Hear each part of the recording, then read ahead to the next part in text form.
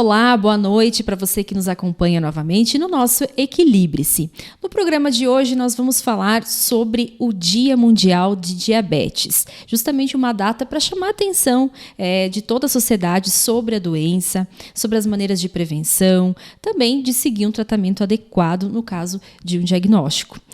Para conversar conosco, já está aqui ao meu lado a médica endocrinologista Paula Jauskulski. Nós viemos até o consultório dela. Doutora, muito obrigada pela recepção.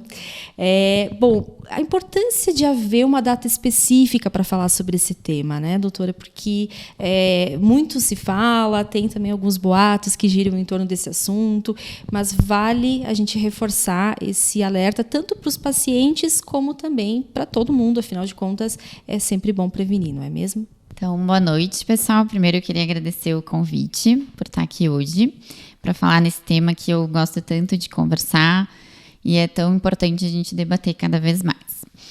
Então, é super importante ter um Dia Mundial do Diabetes, né? Porque a gente, dessa forma, consegue relembrar as pessoas da importância de fazer o rastreio, né? O diabetes, ele é uma doença silenciosa que muitas vezes não vai dar sintomas e a gente vai fazer o diagnóstico somente no exame de sangue, né? Então, é super importante ir no seu médico, ver se está indicado fazer o rastreio ou não, né?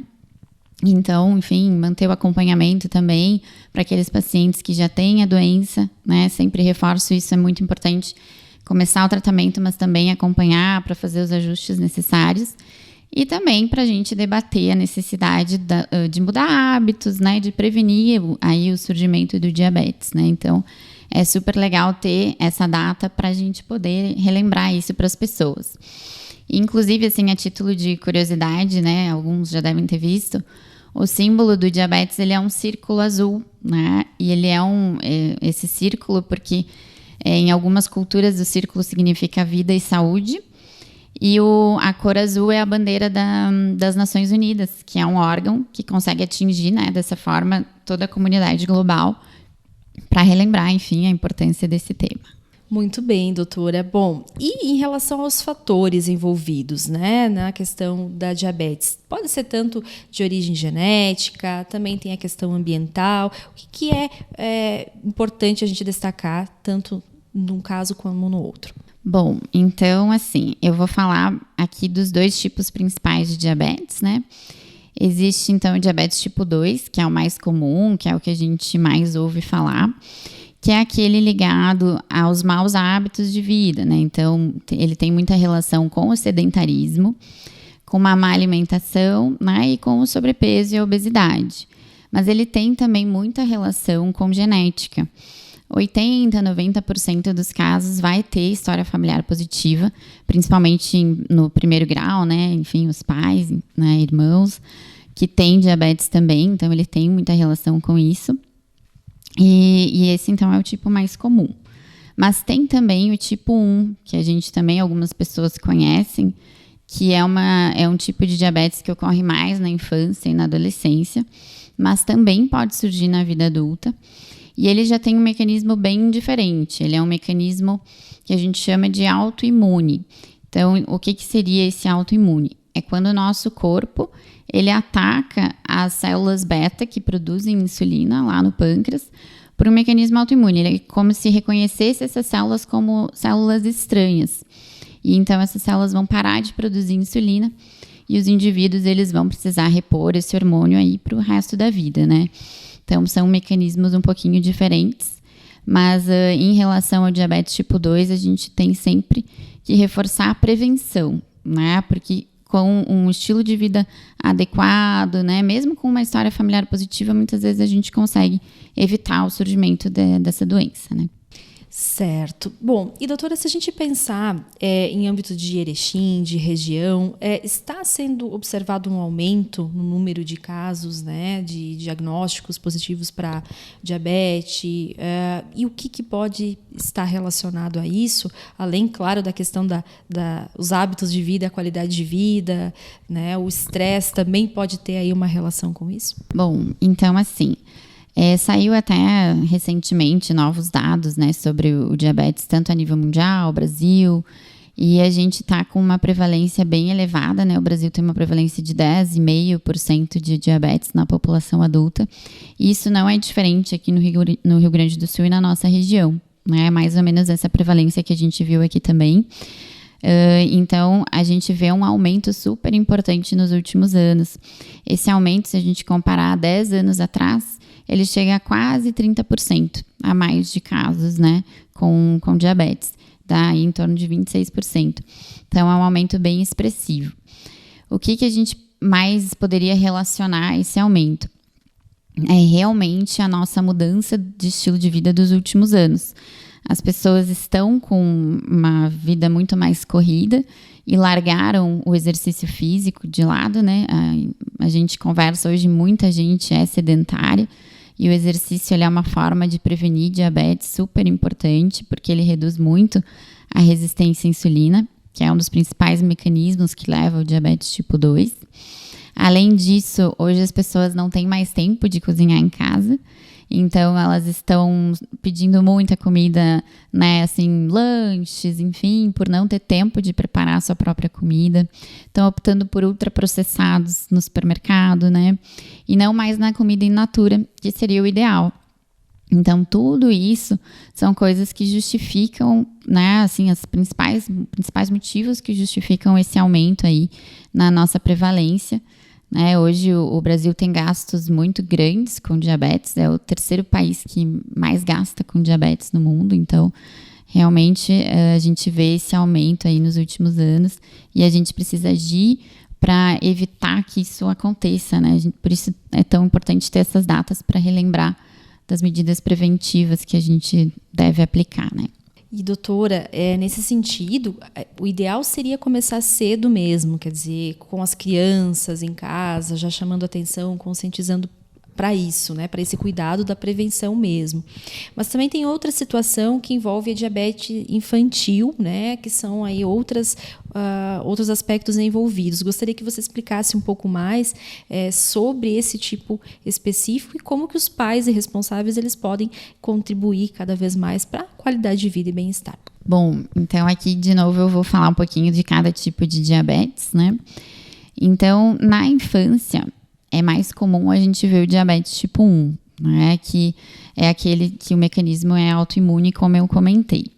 Então, um alerta para os pais, assim, né? Que eu acho que desse tipo de diabetes é importante eles saberem, é os sintomas, né? Então, o diabetes tipo 1, logo no início, a gente já tem aí uma redução da insulina, né? E a necessidade do uso da insulina.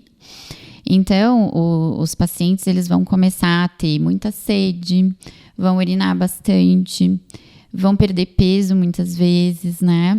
E muitas vezes eles têm mais fome, mas perdem peso.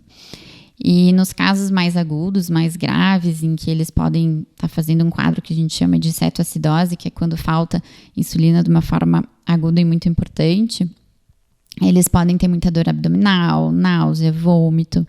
Então, se você vê que o seu filho está com esses sintomas, se for um quadro mais agudo, como eu falei, tem que ir na emergência. Mas se ele estiver fazendo muito xixi, enfim, muita sede, é muito importante a avaliação do endocrinologista, tá? Em relação ao diabetes tipo 2, que é o relacionado ao estilo de vida, antigamente, olha, era muito raro a gente ver nas crianças e adolescentes, né? Hoje em dia, com o aumento da obesidade infantil, a gente tem visto mais.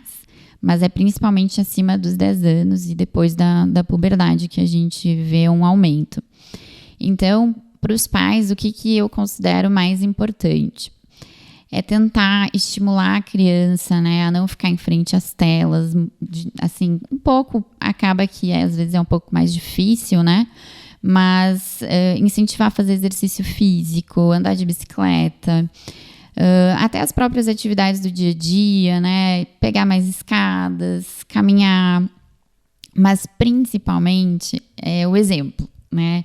Quando os pais mostram para os filhos que eles praticam exercício, a importância que é fazer isso, quando os pais em casa têm bons hábitos, como eu comentei antes, né? Cozinhar em casa, colocar a criança para participar disso é uma opção muito legal, que ela cria gosto por comer saudável, né? evitar os lanches em excesso, evitar ter em casa muito ultraprocessado, né? Tudo isso é uma forma de incentivar a criança a criar bons hábitos e, dessa forma, então, evitar o surgimento do diabetes tipo 2, que, infelizmente, a gente tem visto mais no consultório, né? Cada vez mais cedo. E, dessa forma, os pais vão colaborar muito para evitar o surgimento do diabetes tipo 2 nas crianças, né? Doutora, outro aspecto que chama a atenção é em relação à relação da diabetes com a COVID.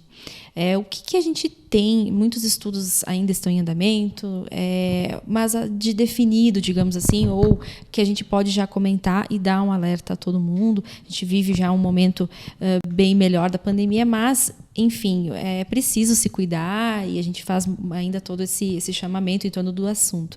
Mas essa relação dessas duas doenças, o que a gente pode comentar até o momento? Bom, então assim, o que a gente já sabe e está bem estabelecido é principalmente no quadro agudo, né, porque a COVID-19 ela é uma doença inflamatória. Então ela vai gerar uma alteração dos hormônios, né, uma alteração ali da inflamação, e isso eleva os níveis da glicemia. Então a gente vê principalmente em pacientes com quadros moderados a graves esse aumento da glicose. E principalmente também naqueles que já têm algum fator de risco, um sobrepeso, né, uma obesidade, esses níveis aumentarem ainda mais. E aí a grande questão que a gente se pergunta é se esse diabetes ele vai ser transitório, quando melhorar o quadro da COVID-19 ele vai sumir, digamos assim, ou se vai ser um diabetes permanente. Isso não está totalmente estabelecido. A gente está começando a ver os estudos esse ano, até porque a COVID-19 é ainda uma doença considerada recente, nova, né? Mas esse ano, em março agora de 2022, foi publicado no The Lancet, que é uma revista bem importante na medicina, um estudo que eles mostraram que até um ano depois, alguns pacientes realmente eles mantiveram, né, o quadro de diabetes. Mas a gente não tem certeza o fator de risco exato que levou, o mecanismo que está realmente associado a isso. Então, a gente precisa mais estudos para confirmar isso. Mas esse estudo sugere fortemente que tenha uma relação, inclusive, na permanência desse diabetes. Mas não dá para afirmar.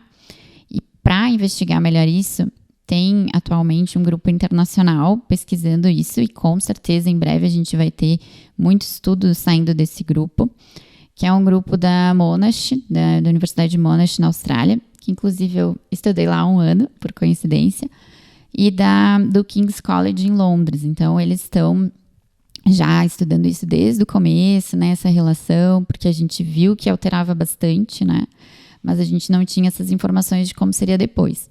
Então, em breve, a gente vai ter bastante coisa aí para discutir sobre isso, né? Mas agora, com esse estudo, a gente já abre mais o olho e realmente possa aumentar esse risco de permanecer com diabetes depois também. Aproveitando que a gente fala em pesquisas, né, doutora, é muito importante, elas são essenciais e a medicina vem constantemente aprimorando aí todos esses conhecimentos nas diferentes áreas. E na sua área especificamente, quando a gente fala da diabetes, o que isso impacta também nos tratamentos para justamente favorecer os pacientes, porque a gente sabe né, de todo o cuidado que tem que ter, da questão da testagem, desse acompanhamento, o que isso vem melhorando e que a gente pode já conferir aqui na nossa região. Bom, então assim, eu poderia ficar aqui um dia falando sobre isso. Mas, felizmente, o tratamento, né, no diabetes evoluiu muito nos últimos anos. Se a gente comparar com 10 anos atrás, a gente tinha poucas variedades aí de medicamentos para poder utilizar. E hoje a gente tem uma gama de opções muito boas, né? Hoje a gente tem medicamentos que eles ajudam a reduzir a progressão da doença renal. Eles ajudam a proteger o indivíduo de novos eventos cardiovasculares, né? Então, tem proteção cardiovascular. A gente tem medicamentos para ajudar na gordura no fígado, né? Que ajudam tanto na glicose, a reduzir a glicose, quanto nessas outras coisas, que eram coisas que a gente não imaginava antes, né? Então, isso tem sido muito legal. E além desses benefícios, a gente tem tido aí um grupo de medicamentos que também ajuda a reduzir o peso. Então, age na principal causa do diabetes, que é o sobrepeso e a obesidade. E com isso, a gente reduz inúmeras outras doenças também, e não só o diabetes, né? Não só melhora o controle do diabetes, como também reduz risco de hipertensão, né? De colesterol alto. Então, a gente tem visto, né, uma evolução muito legal nesse sentido. E no diabetes tipo 1, que é principalmente aqueles que são os pacientes que sempre vão precisar de insulina, né? Alguns pacientes com tipo 2 acabam também precisando, mas no diabetes tipo 1 isso é uma certeza. A gente tem tido também tratamentos cada vez melhores. As insulinas hoje elas estão com uma qualidade muito boa. Evita-se muito mais, hoje em dia é muito mais possível evitar as hipoglicemias, que é um grande problema nesse tipo de diabetes. E hoje a gente tem também as bombas de insulina, que talvez as pessoas não conheçam tanto, né? Mas elas têm sido cada vez menores. São pequenos aparelhinhos que ficam infundindo 24 horas a insulina, né? E então tem sido uma forma de ser muito mais prático para o paciente que tem diabetes tipo 1 do que aplicar com a caneta. Muitas vezes alguns se incomodam, outros não, né? Mas a gente tem visto aí um avanço da tecnologia muito importante no diabetes tipo 1. E no diabetes tipo 2, a gente tem visto diferentes grupos de medicamentos cada vez mais eficazes, mais seguros, né? Então, isso tem deixado os endócrinos muito felizes, porque a gente tem visto um resultado muito legal no consultório, uma qualidade de vida muito melhor para os pacientes também, né? E com segurança, que é o principal. Bom, doutora Paula, para os pacientes, né, e que porventura até tenham recebido um diagnóstico há pouco tempo, em relação a todos esses cuidados que tem que ter na rotina do dia a dia, o que é, entre aspas, mais permitido ou o ideal para eles, para realmente favorecer esses índices glicêmicos, né, e manter tudo em equilíbrio e também manter uma qualidade de vida, porque acaba mexendo muito com a rotina, certo? Da maioria das pessoas, né? Acostumada com alguns hábitos, mas que vai ter que se readequar pelo bem. Então, o que você diria para eles especialmente? Bom, então assim, em termos de exercício físico, né? Eu sempre estimulo bastante. O ideal é que a gente combine o exercício aeróbico com o exercício resistido, que é aquele que a gente faz força, né? Então, uma musculação ou um funcional, enfim, um exercício com peso. O mínimo que eu sempre peço, se for possível, é a gente combinar, então, 2 vezes de aeróbico com 2 vezes de exercício de força. Esse seria um ideal, né? Porque o exercício de força a gente consegue ganhar mais massa magra, né, que é super importante, ajuda muito no controle do diabetes. E o exercício aeróbico ele também é importante, reduz o risco cardiovascular, então essa combinação é essencial, né? Então é algo que eu sempre estimulo. Em relação a álcool, eu também sempre converso, é importante reduzir, né? A gente sabe que, claro, que num evento social, tomar um pouquinho não vai ser um problema, mas de forma rotineira, realmente o álcool também não é legal. Ele tem bastante caloria, dependendo se você usa insulina, ele pode aumentar o risco de hipoglicemia, então também tem que ter muito cuidado, conversar bastante sobre isso com quem te acompanha. Em relação a sono, também é uma coisa bem importante, o sono também ajuda a regularizar muita coisa, né? Na hora do sono a gente regulariza os nossos hormônios de fome, saciedade, então dormir pelo menos 7, 8 horas por noite é importante, se hidratar bastante também. E em relação à alimentação, é algo que merece aí uma boa conversa com o médico endocrinologista, com o nutricionista também, né? Eu sempre estimulo muito esse acompanhamento multidisciplinar. Então, eu sempre falo para evitar ultraprocessados, lanches em excesso.